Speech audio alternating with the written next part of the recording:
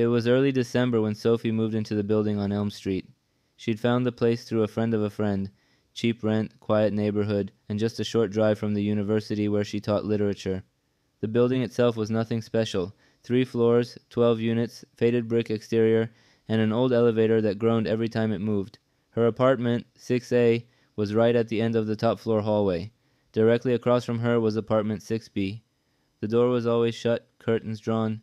She assumed it was vacant. The landlord, Mr. Hartley, was a stiff older man with nicotine-stained fingers and a voice like gravel. When Sophie asked about 6B, he just muttered, "Tenant's private. Doesn't like noise. Just don't bother him. Fine by her." The first week passed quietly. Cold winds scraped against the windows at night, but she liked the silence.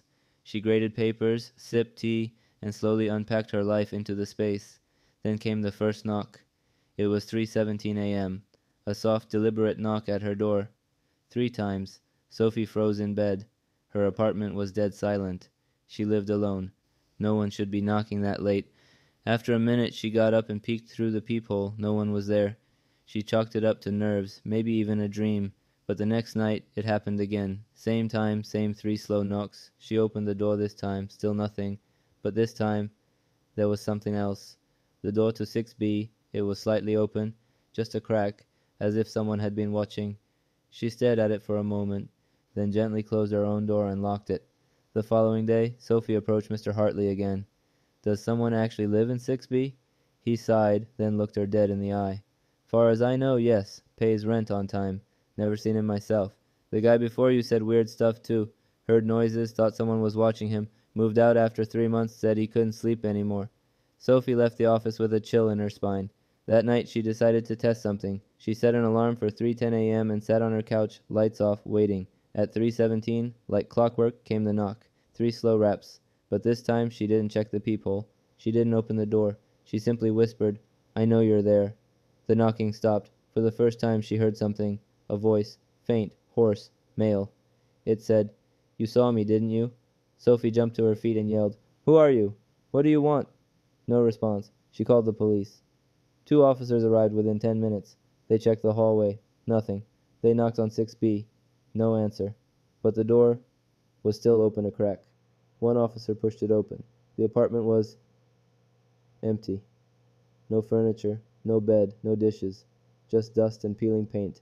And in the center of the living room, they found a single chair facing the wall, and behind the chair, a pile of old photographs, all of Sophie, taken from the hallway, some from inside her apartment, but the timestamp on the most recent one was from 2 hours before she moved in. Sophie moved out the next morning. She didn't take anything but her wallet and her keys. She never went back. And apartment 6B? It's still listed as occupied, still paying rent, but no one has ever seen who lives there. Emma had lived in her London flat for just under 6 weeks. It was an old Victorian building, converted into separate apartments, creaky wood floors, narrow staircases, drafts in the walls, but she liked the charm, the imperfections, the history. She worked remote, editor for a travel magazine, and since moving in, she'd barely left the flat, except for groceries and the occasional morning walk. The first time she heard it was on a Sunday, late afternoon, rain tapping on the windows. She was making tea, when the floor beneath her feet gave a soft thump, just once, like someone had dropped something under the floor. She froze, waited, nothing, maybe an old pipe or the neighbor below, except there was no neighbor below. Her flat was the lowest unit in the building, just crawl space and foundation. That night, as she was brushing her teeth, the thump came again, twice this time, thump, thump, and this time it wasn't just a noise. She could feel it, a vibration, right under the tiles. The next day she called the property manager. "Could be rodents," he said, "or the plumbing shifting with the temperature." She nodded, but something in her gut said no. This wasn't scratching or scurrying. This was movement, deliberate, heavy, alive. On Wednesday night it escalated. She was lying in bed, trying to fall asleep, when she heard it. Not a thump this time, but a dragging sound, long, slow, directly beneath her bed. She held her breath. It stopped. Then a knock, a single knock, from under the bed. She bolted upright, turned on the light. There was nothing there. But the knock had been real. She was sure of it. Emma didn't sleep that night, or the next. By Friday, she was exhausted, so she decided to record the sounds. She placed her phone on the floor, screen down, hit record, and left it overnight. The next morning she played it back while sipping coffee. For the first 2 hours, nothing, just silence. Then, around 3:12 a.m., it started, a whisper, impossible to make out, but definitely a voice, male, low, repeating something over and over. She played it again, louder. Emma, Emma, let me out. She dropped the phone. She ran to the building manager's office. He didn't believe her, but he agreed to let a technician check the crawl space. That afternoon, a man named Gary showed up with tools and a flashlight.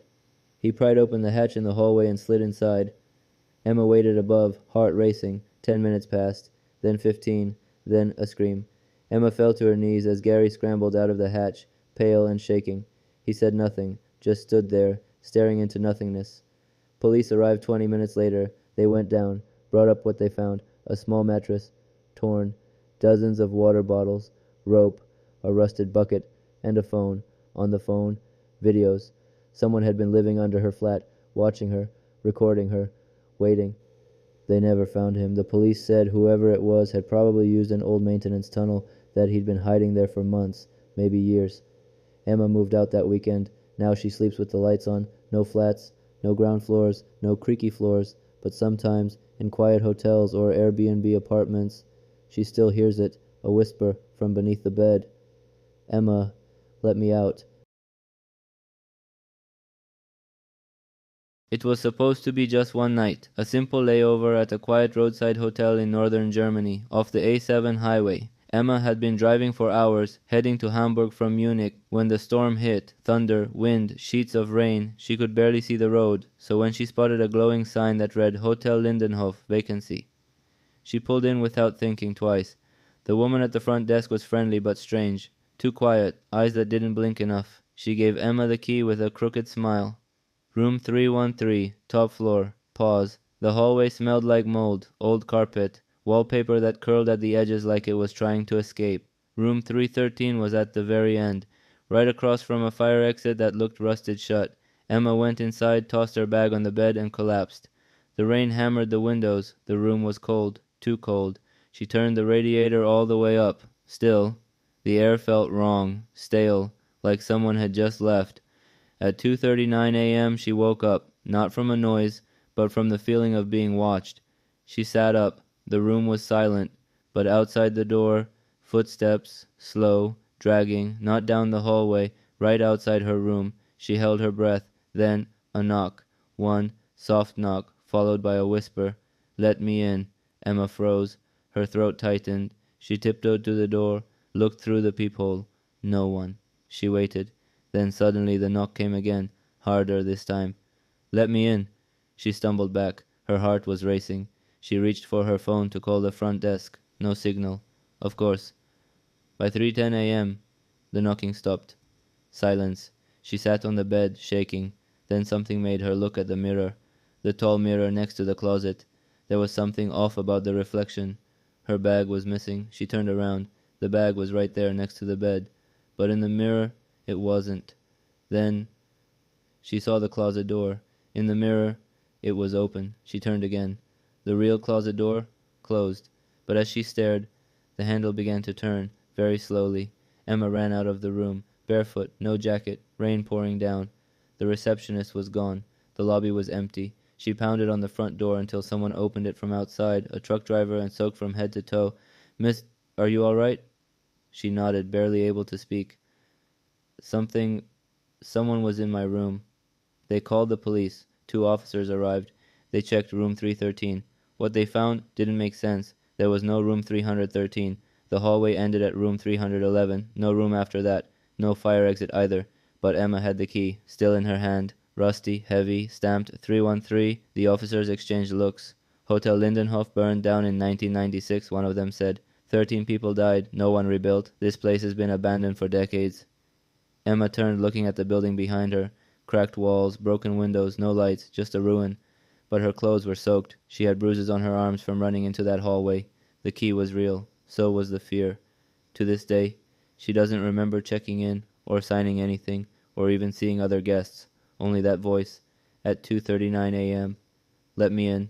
And when she dreams now, she hears it again, from behind the mirror, from inside the closet. You did let me in.